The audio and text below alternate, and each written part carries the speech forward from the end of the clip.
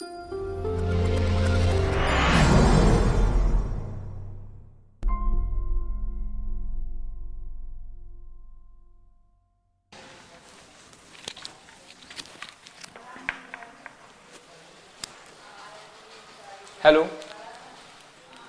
आज की इस वीडियो में हम देखेंगे अकाउंटिंग इक्वेशन के बारे में। अकाउंटिंग इक्वेशन क्या होता है, कैसे उसको सॉल्व करते हैं। सबसे पहले हम ये देखते हैं कि अकाउंटिंग इक्वेशन क्या होता है। इक्वेशन क्या होता है? अगर मैं बात करूं इक्वेशन की, तो इक्वेशन कुछ नहीं, एक मैथमेटिकल इक्वेशन है, मैथमेटिकल एक्सप्रेशन है। क्या है ये? एक मैथमेटिकल एक्सप्रेशन है। किस चीज का? इक्वालिटी का। इक्वालिटी का मैथमेटिकल एक्सप्रेशन है। सर समझ में नहीं आया।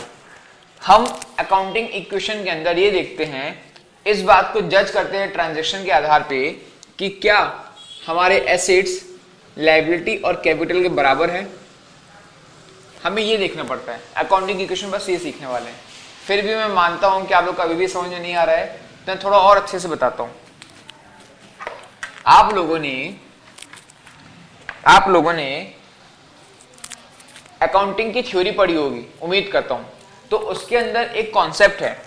कौन सा कॉन्सेप्ट है? Dual aspect concept. ये कॉन्सेप्ट क्या बोलता है कि हमारे जितने ट्रांजैक्शन होते हैं अकाउंटिंग में, हमारे जितने ट्रांजैक्शन होते हैं उसके दो इफेक्ट होते हैं। एक इफेक्ट होता है डेबिट और दूसरा इफेक्ट होता है क्रेडिट। और हमेशा ध्यान रखना, डेबिट और क्रेडिट हमेशा बराबर की इफेक्ट करेंगे। यहां तक बात क्लियर? उसके अलावा मैं अगर बात करूं बैलेंस शीट की, तो बैलेंस शीट में एक साइड आपका होता है लायबिलिटी वाला भाग और एक साइड होता है आपका एसेट वाला भाग। भाई लायबिलिटी का क्रेडिट बैलेंस होता है, एसेट का डेबिट बैलेंस होता है। तो क्या मैं इस इक्वेशन के हिसाब से बोल सकता हूं कि आपकी जितनी लायबिलिटी है उतने ही आपके एसेट होंगे? क्या यहां तक बात समझ में आई? अब बात समझ में आ गई, ठीक है। तो अगर हम क्या कहते हैं अकाउंटिंग इक्वेशन की बात करें, तो अकाउंटिंग इक्वेशन में हम कुछ नहीं, हम बस लायबिलिटी और एसेट के बिहाफ में एक इक्वेशन बनाते हैं और कहते हैं कि हमेशा हमारी जो एसेट है वो हमारी लायबिलिटीज के बराबर होगी। ये चीज लिखी है यहां पे। यहां तक बात क्लियर? और मैं लायबिलिटी को और तोड़ के क्या लिख सकता हूं कि आपकी हमेशा एसेट जो आपकी उसकी बिजनेस की कैपिटल है वो प्लस उसकी अदर लायबिलिटीज उनके बराबर होगी। ये क्या है? ये आपकी कहलाती है अकाउंटिंग इक्वेशन। यहां तक बात समझ में आई? बस अब इस अकाउंटिंग इक्वेशन को हम अलग अलग ट्रांजैक्शन देखेंगे और उससे देखेंगे कि क्या अकाउंटिंग इक्वेशन हमारी बराबर आ रही है कि नहीं आ रही है। हमेशा ध्यान रखना, जब भी कोई ट्रांजैक्शन होगा उसके दो इफेक्ट होंगे। तो भाई बनी सी बात है, दो इफेक्ट होंगे, एक डेबिट एक क्रेडिट, तो हमेशा डेबिट क्रेडिट बराबर ही होने वाले हैं। तो आपकी अकाउंटिंग इक्वेशन हमेशा मैच करेगी। सर नहीं आ रहा समझ में? ऐसा नहीं आ रहा, और थोड़ा काम करो आप ना क्वेश्चन के थ्रू सॉल्व करवाओ। हमने कहा ठीक है, देखो जरा हम अब क्वेश्चन के थ्रू सॉल्व करेंगे। अकाउंटिंग इक्वेशन में हम एक फॉर्मेट बनाते हैं, ठीक है। उस फॉर्मेट के अंदर कुछ नहीं, सिंपली एक काम करो, आप एक कॉलम बना दो ट्रांजैक्शंस का, जिसके अंदर आप क्या करोगे, जो भी आपके ट्रांजैक्शंस हैं उनको लिख देना, ठीक है। उसका फिर हम क्या करते हैं, हम अकाउंटिंग इक्वेशन में एसेट और लायबिलिटी का इफेक्ट देखते हैं, तो दो कॉलम और बना दो, ठीक है। मैंने एक कॉलम बना दिया एसेट का और एक कॉलम बना दिया लायबिलिटीज का। अच्छा, एक लाइन मैंने और खींच दी, क्योंकि एसेट्स के अंदर अलग अलग आपके पास ट्रांजैक्शन हो सकते हैं। इसी में मैं क्या करूंगा, एक के बाद एक आपको अकाउंटिंग में जो अलग अलग ट्रांजैक्शंस होते हैं उसके इफेक्ट देखते हैं, वो यहां समझाते जाऊंगा। चलेगा ना? ठीक है। अच्छा, सबसे पहले देखो, हम कह सकते हैं कि हमने बिजनेस स्टार्ट किया, तो मैं लिखता हूं स्टार्टेड बिजनेस विथ कैश ₹50,000। देखो मैंने एकदम बेसिक से समझा रहा हूं, ये समझ के कि आप लोग टोटली एकदम क्या कहते हैं इनोसेंट है इस बारे में, अकाउंटिंग के बारे में। जिनको बनता है वो आगे बढ़ जाए, या फिर उन लोगों को तो वीडियो देखने की भी जरूरत नहीं।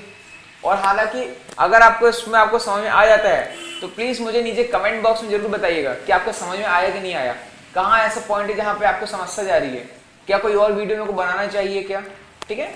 अच्छा, हमने बिजनेस स्टार्ट किया, लो भाई ये है कौन, ये है बंदा, ये है ओनर, इसने ये बिजनेस स्टार्ट किया, ये है बिजनेस।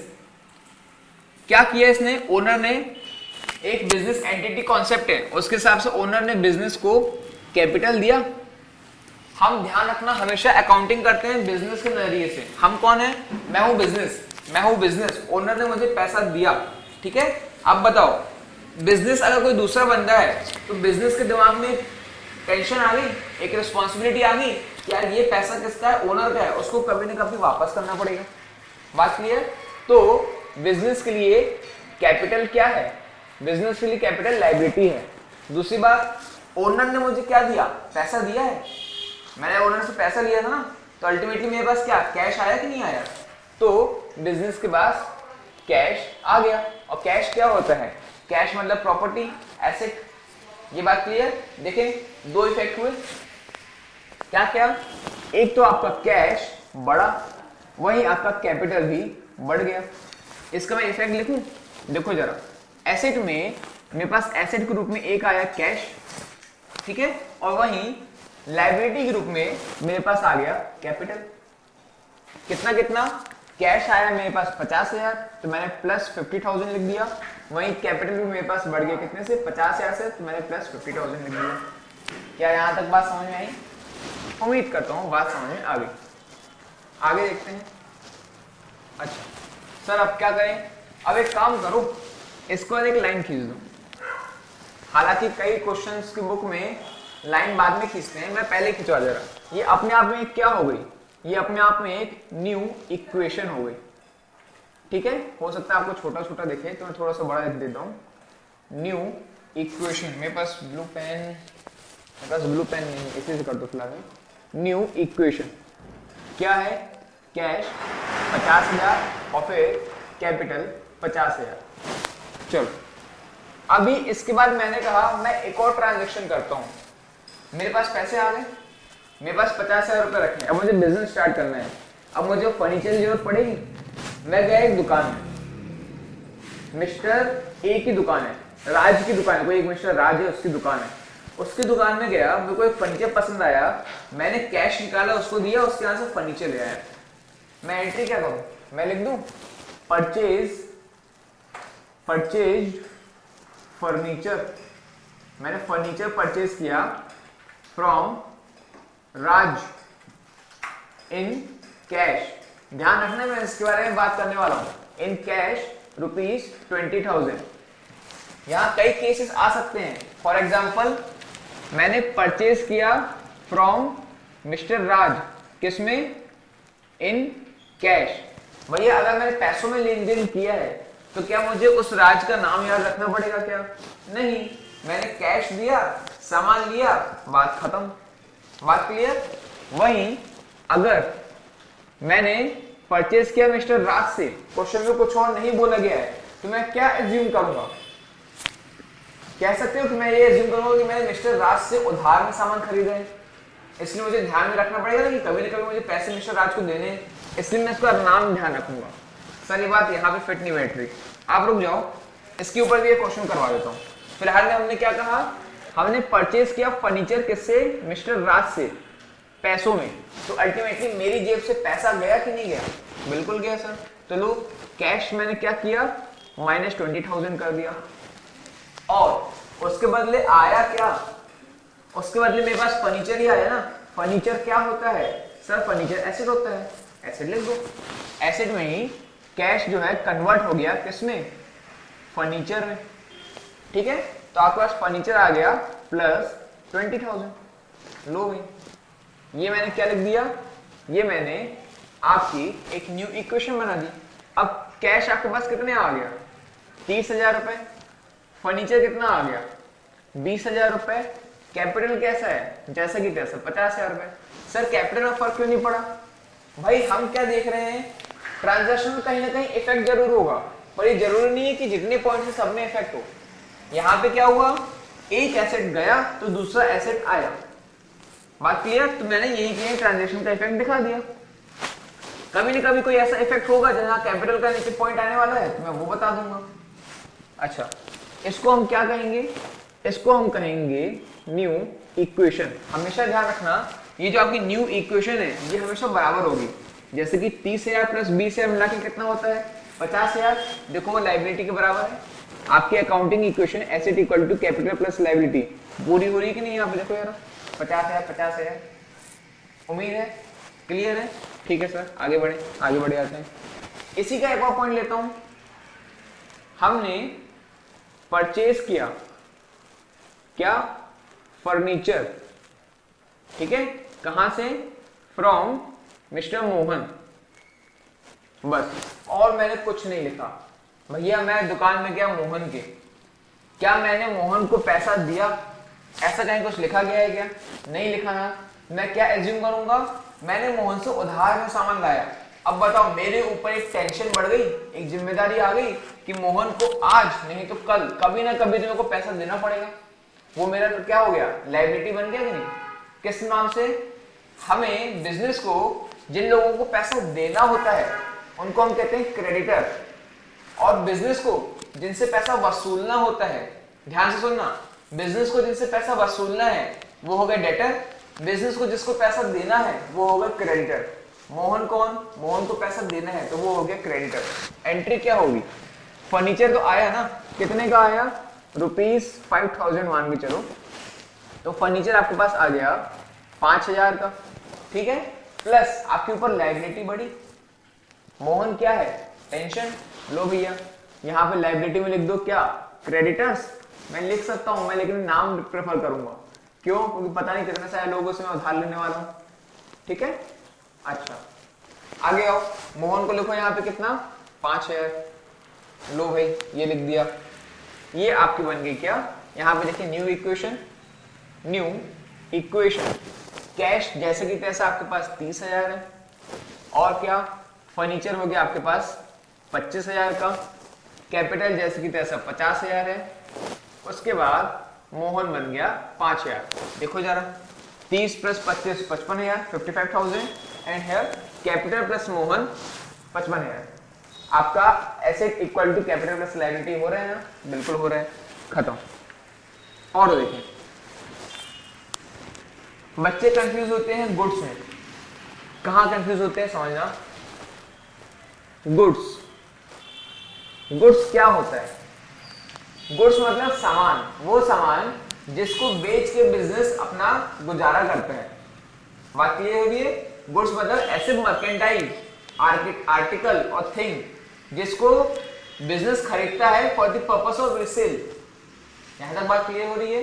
तो अल्टीमेटली बताओ, वो गुड्स अगर नहीं बिका, मैंने गुड्स लेके आया, आज के आज तो बिकेगा नहीं, हो सकता महीने भर रहे, साल भर रहे, तो वो गुड्स को हम क्या कहते हैं, जब तक नहीं बिकता हम उसको डिनोट करते हैं स्टॉक से।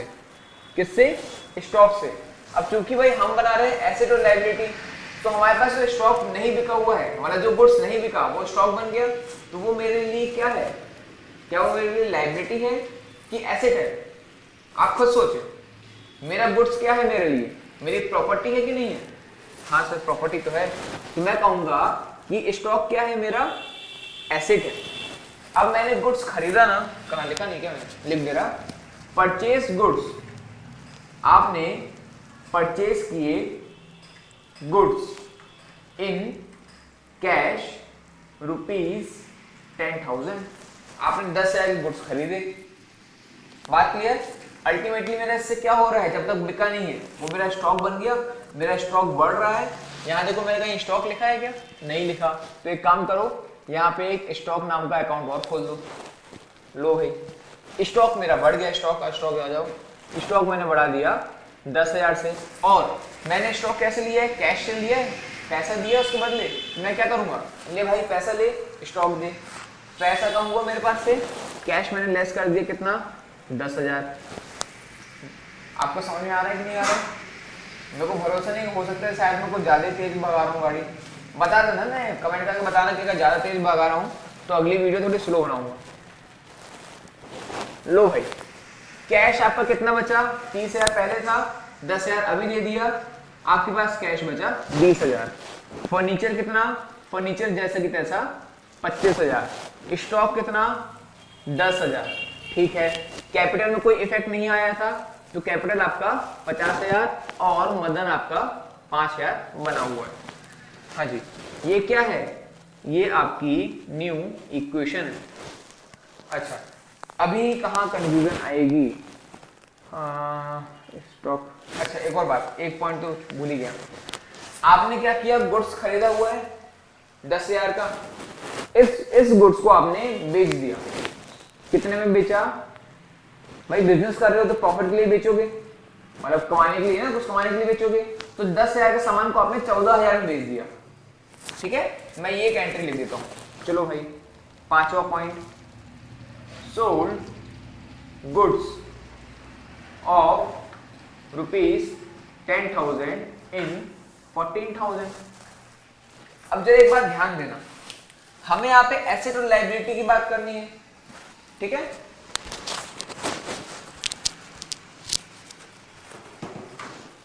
हमें यहाँ पे एसेट और लायबिलिटी की बात करनी है। अभी एक बात बताओ, हम प्रॉफिट एंड लॉस अकाउंट बनाते हैं? सर कैसी बात कर रहे हो?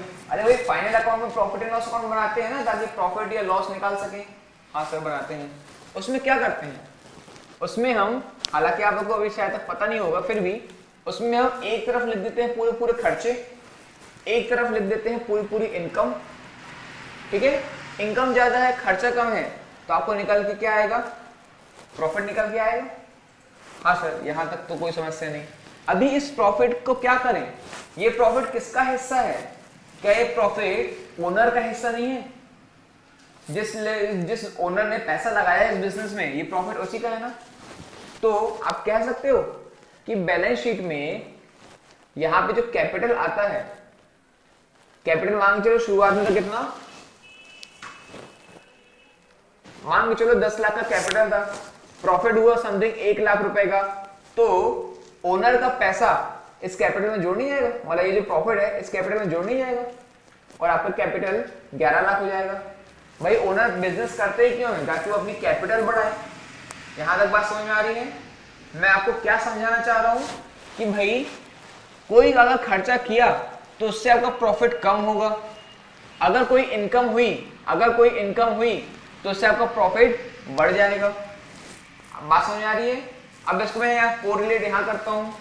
आपने 10,000 के सामान को 14,000 में बेचा, तो अल्टीमेटली आपको 4,000 का क्या हुआ? प्रॉफिट हुआ ना, 4,000 का प्रॉफिट हुआ। अभी 4,000 का प्रॉफिट अल्टीमेटली करेगा क्या? ये प्रॉफिट से, मतलब आपका प्रॉफिट बढ़ा तो प्रॉफिट अल्टीमेटली कैपिटल में ऐड होता है। उसी प्रकार से कोई नुकसान होता तो उस नुकसान को मैं यहाँ से क्या करता? लॉस को यहाँ से कैपिटल से लेस कर देता। अभी बात क्लियर? तो उसके हिसाब से अगर मैंने गुड्स सोल्ड किए, तो पहली बार मैंने गुड्स सोल्ड किए 10,000 के 14,000 में, तो मैं मान के चल रहा हूँ 14,000 सामने वाले मेरे को दे दिए पैसे, तो मैं कैश में गया और कैश में ऐड कर दिया कितने? भैया मेरे को 14,000 हाथ में आ गए। मेरे पास से सामान गया कि नहीं गया? देखो जरा, गुड्स मेरे पास से 10,000 का जा रहे हैं, तो मैं क्या करूंगा? कहाँ गया स्टॉक? 10,000 का सामान लेस कर दूंगा। बच्चे यहाँ कंफ्यूज हो जाते हैं, बच्चे यहाँ पे ना स्टॉक को माइनस 14,000 कर देते हैं। अरे भाई आपका स्टॉक है, आपने बेचने के लिए रखा है, तो आप तो अपनी लागत दिखाओ ना यहाँ पे। बात क्लियर? तो आप क्या करोगे? 14,000 के सामान की कीमत कितनी थी? 10,000, 10,000 लेस करोगे। ठीक है, 14,000 मिले, 10,000 का सामान गया, तो अल्टीमेटली 4,000 का मुनाफा हुआ। और मुनाफा कहाँ पे रिफ्लेक्ट होता है? कैपिटल अकाउंट के अंदर। अभी बताया था मैंने। तो आओ कैपिटल अकाउंट में ऐड कर दो कितना? 4,000 रुपए। लो भाई, ये आपका क्या बन गया? ये आपका न्यू इक्वेशन बन गया। कैश कितना देखना भैया, रिकॉर्डिंग हो रही है कि नहीं हो रही? पता चला रिकॉर्डिंग नहीं हो रही है नहीं, रिकॉर्डिंग कर रहे हो। कैश है 34,000, रेड बटन चल रही होगी। कैश है 34,000, फर्नीचर कितना है? 25,000, स्टॉक तो भाई आपका जीरो हो गया, कैपिटल आपका अब बढ़ गया कितना हो गया 54,000 और मोहन 5,000 हो गया। बताएं यहां तक कोई समस्या क्या? नहीं, बहुत अच्छी बात है। आप चाहो तो फटाफट वीडियो को पॉज करो और ये लिखना हो तो लिख लो, क्योंकि अब मैं ऊपर से मिटाने वाला हूं। मिटा दूं? ठीक है, वैसे नीचे आ जाएगा मेरे ख्याल से। तो 2 पॉइंट्स होते हैं जहां पे बच्चे कंफ्यूज होते हैं हर बार। मैं वो 2 पॉइंट्स बता दूं, एक इंटरेस्ट ऑन कैपिटल और एक इंटरेस्ट ऑन ड्रॉइंग। 2 ऐसे पॉइंट हैं। सर क्यों कंफ्यूज हो जाते हैं बच्चे? मैं बताता हूं, ठीक है, मैं बताता हूं। कहां बताऊं? मैं यहां पहले लिख दूं उस चीज को, मैं यहां पे उसको लिख देता हूं। क्या? पहली बात, provide interest on capital ₹3,000। Sir इसका क्या इफेक्ट करेंगे? कुछ समझ में नहीं आ रहा। अभी इसको समझने के लिए पहले तो ये बताओ, क्या इंटरेस्ट ऑन कैपिटल पता है आपको क्या होता है? सर हम तो नन्हे मुन्ने बच्चे हैं, अकाउंटिंग में दांत हमारे कच्चे हैं, कहां से हम बताएंगे कि इंटरेस्ट ऑन कैपिटल क्या होता है? आप ही बता दो। बता रहा हूँ बेटा, बता रहा हूँ। देखो कई बच्चे बोलेंगे सर पागल हैं, खुद से ही बात करते रहते हैं। क्या करूं? मैं यहाँ पे वीडियो बना रहा हूँ, सामने कैमरा है, किससे बात करूँ? ये हनी मेरा छोटा भाई बैठा हुआ है यहाँ पे, वो भी हंस रहा है। देखो यहाँ पे, देखो बस तुम लोग आओ।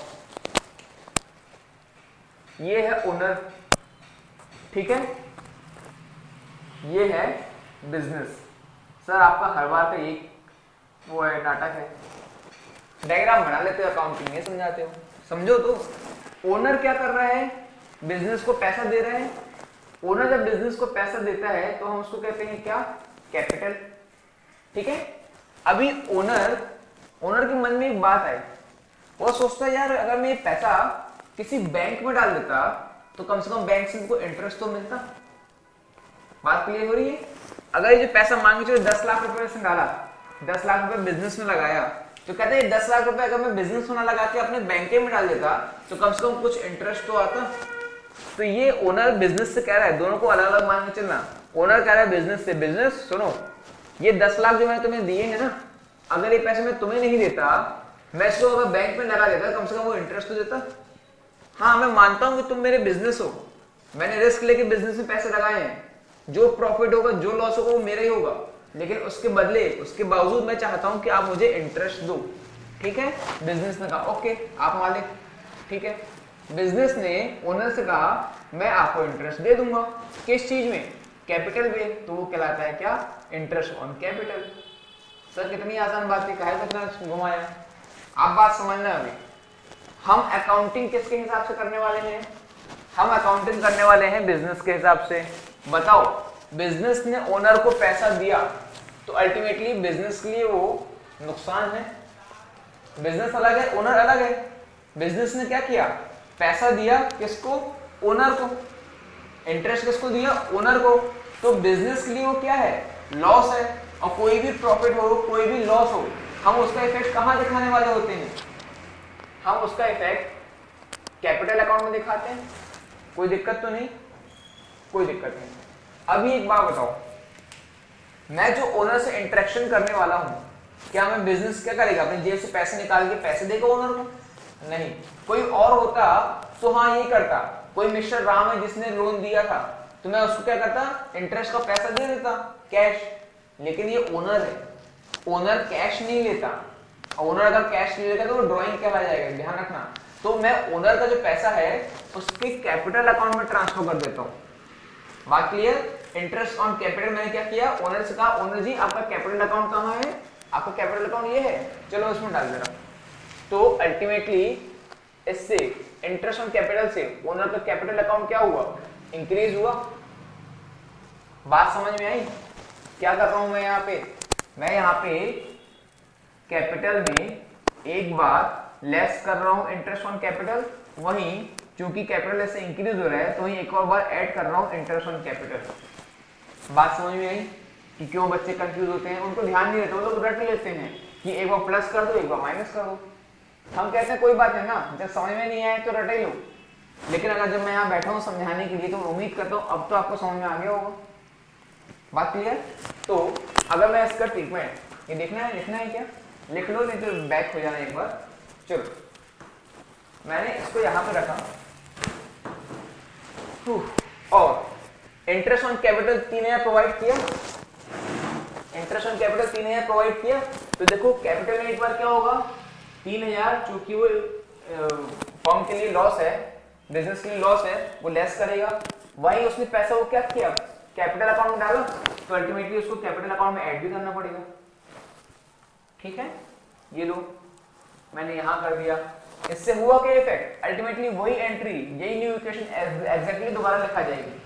आपकी न्यू इक्वेशन कितनी है 34,000, 25,000, जीरो, कैपिटल जैसे कि पैसा 54,000 और मोहन कितना 5,000। बताएं समझ में आया? नहीं समझ में आया तो देखो एक और गूगली मारता हूं, मैं गूगली बोलता हूं उसको चीज को। अच्छा मैं ये कह सकता हूं कि प्रोवाइड करो या फिर रिसीव्ड, हमने रिसीव किया इंटरेस्ट ऑन ड्रॉइंग ₹1000। सर बड़ी मुश्किल से तो इंटरेस्ट ऑन कैपिटल समझ में आया, अभी इंटरेस्ट ऑन ड्रॉइंग क्या होता है? वही चीज है भाई,